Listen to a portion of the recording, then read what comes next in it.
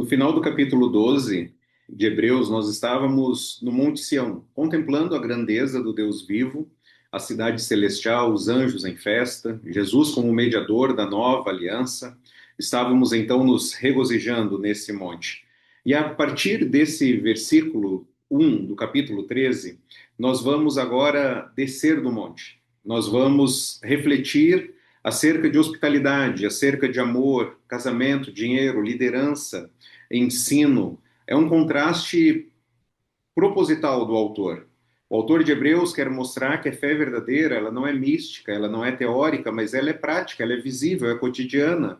A fé que nos salva é a mesma que nos transforma, nos conduz a um viver santo, a um viver relacional, a um viver confiante. O autor vai apresentar uma variedade de breves declarações com exortações agudas, práticas, para o cristão viver de forma digna. Como nós sabemos que alguém tem a fé verdadeira? Como que nós sabemos que alguém está andando na fé? A ênfase dessa última sessão é esse viver pela fé. Em Hebreus capítulo 11, o autor nos apresentou exemplos de fé. No capítulo 12, fez diversos encorajamentos acerca da fé. E no capítulo 13, são as evidências da fé. Essas características daqueles que têm uma fé verdadeira, que é uma fé visível, que é uma fé relacional, que é uma fé prática, é uma fé que de fato anda o dia a dia refletindo acerca da sua confiança no Senhor Jesus. O capítulo 13 responde com exemplos concretos acerca de uma vida cristã visível, uma vida que está satisfeita em Deus, mas que faz a diferença aqui nesse mundo. O que nós vamos aprender no capítulo 13 de Hebreus é que a fé verdadeira, ela desce do monte, ela ama com consistência, abre as portas com alegria, sofre com os que sofrem, se guarda em santidade e se satisfaz na presença de Deus. O autor então começa falando acerca do amor, versículo 1: seja constante o amor fraternal. O amor não é emoção, é uma decisão, por isso que ele precisa ser constante. Seja constante o amor fraternal. Seja perseverante, porque não é fácil amar as pessoas. É difícil. Nós temos obstáculos. Tem um pastor que no seminário falou, um professor no seminário que ele falou uma frase que ficou famosa dizendo: viver com os santos lá no céu vai ser uma glória, mas viver com eles aqui na terra, bem, aí já é outra história. Nós devemos ser constantes, mesmo com aquelas pessoas que dificultam a nossa vida. Como nós, os hebreus, esses cristãos, eles estavam sendo rejeitados pelos amigos, pelos parentes, mas eles deveriam amar até essas pessoas que estavam maltratando eles, amar os perseguidores, amar também os perseguidos, e por mais difícil que fosse, eles deveriam continuar a amar. Eles já haviam passado por isso, o autor fala no capítulo 6, ele fala no capítulo 10, e eles deveriam então ser constante, não é uma vez, não é duas, mas ser constante nesse amor fraternal. Você tem amado a sua comunidade cristã, mesmo quando isso custa algo a você? Uma congregação que tem algum outro elo, como, por exemplo, a tradição, a religiosidade, a doutrina, a disciplina, qualquer outro elo que não seja o amor, essa congregação está condenada ao fracasso. Nós devemos amar como Jesus nos amou e sermos constantes nisso. O versículo 2 ele vai falar acerca da hospedagem, da hospitalidade. Não se esqueçam da hospitalidade. Foi praticando-a que, sem saber, alguns acolheram anjos. Warren Wiersbe, ele cita pelo menos 4 razões para praticarmos a hospitalidade, principalmente no contexto do Novo Testamento. O ministério da hospitalidade era importante na igreja primitiva devido à perseguição. Muitos cristãos foram obrigados a deixar os seus lares. Além disso, havia ministros também que eram itinerantes, eles precisavam ser hospedados. Os pobres também não tinham condições de ficar numa hospedaria. E como as igrejas se reuniam nos lares, era natural que o visitante ele ficasse então com o anfitrião. O pastor, ele deve ser hospitaleiro, mas também deve ser um dever de todo o cristão. A hospitalidade, então, pouco tem a ver sobre uma mesa farta, mas sobre um coração aberto. Não importa o que nós temos na dispensa, mas se de fato nós estamos dispostos a compartilhar isso com outras pessoas. A sua casa é um lugar onde outros encontram descanso, alimento, encorajamento. Abra a porta da sua casa. Receba pessoas semanalmente para lerem a Bíblia, orarem, servirem uns aos outros, para que nós venhamos a cumprir o que o Novo Testamento nos orienta. Além de amar e de hospedar, também nós devemos nos solidarizar. Olha o que o versículo 3 diz. Lembrem-se dos que estão na prisão, como se aprisionados com eles, dos que estão sendo maltratados, como se vocês mesmos estivessem sendo maltratados.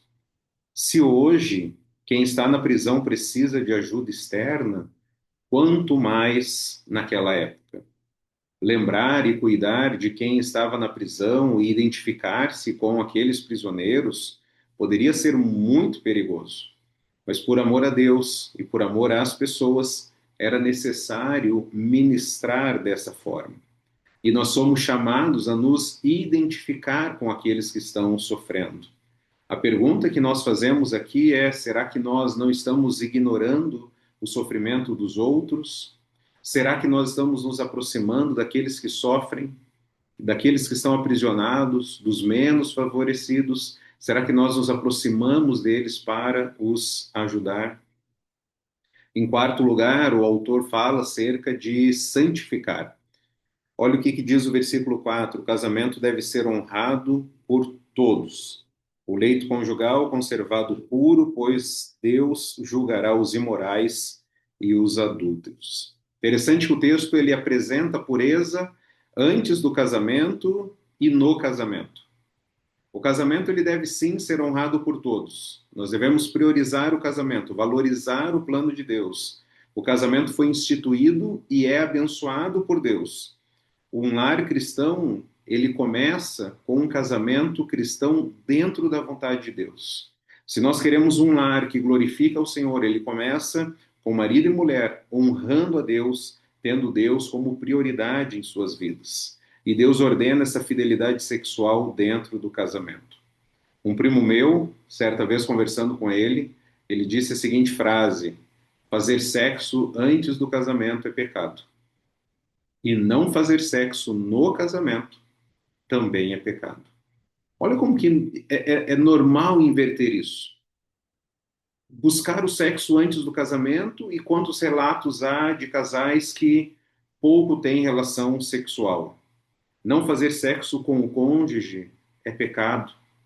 Deus quer então que haja essa intimidade, pois Deus julgará os imorais, ou seja, aqueles que antes do casamento estão vivendo de forma imoral. Deus julgará os imorais e os adúlteros, aqueles que estão pecando mesmo durante o casamento. São os imorais aqui nas atividades sexuais ilícitas, relações sexuais impróprias, seja para o solteiro, seja para o casado. Deus estará contra essas pessoas em julgamento. São julgados no próprio corpo, segundo Romanos capítulo 1. No julgamento final serão julgados. O adultério, ele traz consequências permanentes. Olha o que diz em Provérbios capítulo 6, versículo 27 a 29 e versículo 32. Pode alguém colocar fogo no peito sem queimar a roupa? Ou andar sobre as brasas sem queimar os pés? Assim acontece com quem se deita com a mulher alheia. Ninguém que a toque ficará sem castigo. O que adultera com a mulher está fora de si. Só mesmo quem quer arruinar-se é que pratica tal coisa.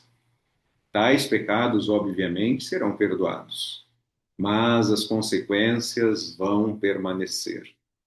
Davi foi perdoado, mas sofreu as consequências que permaneceram por muitos anos e de um modo muito difícil, porque essas consequências seus filhos experimentaram. Então, nós somos livres para fazer o que quiser, mas nós não somos livres para escolher as consequências. Mantenha-se puro, busque a santidade. O livro de Hebreus já falou sobre isso. Sem santidade, ninguém verá o Senhor. E um quinto aspecto, no versículo 5 e 6, o autor fala acerca de se contentar. Olha o versículo 5 e 6. Conservem-se livres do amor ao dinheiro e concentrem-se, contente-se com o que vocês têm, pois porque Deus mesmo disse: nunca o deixarei, nunca o abandonarei. Podemos, pois, dizer com confiança: o Senhor é meu ajudador, não temerei. O que me podem fazer os homens? Nos tempos de sofrimento, de perseguição, cujos corações poderiam voltar a uma confiança nos bens materiais. Talvez o sofrimento poderia fazer com que esses corações se voltassem ao egoísmo e não ao serviço.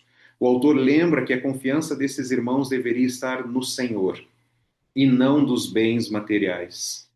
O autor está nos ensinando que homens podem até tirar os nossos bens, mas Deus sempre suprirá as nossas necessidades. Apenas conseguiremos ser livres do amor ao dinheiro se nós tivermos um coração generoso, porque Deus suprirá todas as nossas necessidades. Esse coração generoso é baseado na palavra que procede da boca de Deus. Duas citações que confirmam essa ajuda incansável de Deus a fim de nos livrar do temor financeiro. Nós não seremos abandonados por Deus, o texto diz, nós não seremos abandonados, nunca o deixarei, nunca o abandonarei. O Senhor está dizendo isso. Veja o contraste com as bênçãos materiais e a presença de Deus. Bênçãos materiais vão, são tiradas, são furtadas, são roubadas, mas a presença de Deus não. Deus permanece conosco. Os bens podem ser levados pelos homens, mas a presença de Deus não. E nós seremos ajudados por Deus. O Senhor é o meu ajudador, não temerei o que me podem fazer os homens. Deus nos ajudará. O contentamento não vem das coisas materiais. Somente Deus pode satisfazer. Satisfação na segurança que Jesus provê. A razão para experimentarmos o contentamento não é sobre o quanto temos, mas sobre quem temos. Nunca o deixarei, jamais o abandonarei. Deus é ajuda forte, Deus é proteção, Deus é defensor, e isso coisas que o dinheiro não pode fazer. Estejamos satisfeitos em Cristo. Contentamento ao invés de cobiça é possível, pois nós não estamos sozinhos. Uma vez perguntaram a um homem rico quanto mais dinheiro ele precisava ter. E ele respondeu: só mais $1. Quando eu tiver mais $1, estarei satisfeito. Não tenha um coração ganancioso. Tenha um coração confiante no Senhor. O contentamento é o antídoto contra a avareza. Use a palavra de Deus para pastorear o seu coração, para te ajustar a ter um coração generoso e não ganancioso. O que nós aprendemos nesses versículos? Nós aprendemos que a fé verdadeira, ela desce do monte e ama com constância, abre as portas com alegria, sofre com os que sofrem, se guarda em santidade e se satisfaz na presença de Deus. Aprendemos a amar porque Ele nos amou primeiro. Aprendemos a acolher porque nós fomos acolhidos em Cristo. Aprendemos a cuidar porque somos cuidados por Jesus.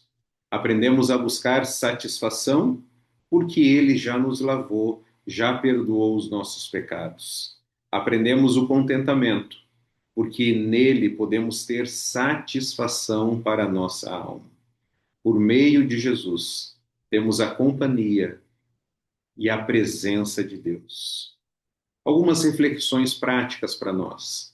Em primeiro lugar, sua fé é visível em seus relacionamentos.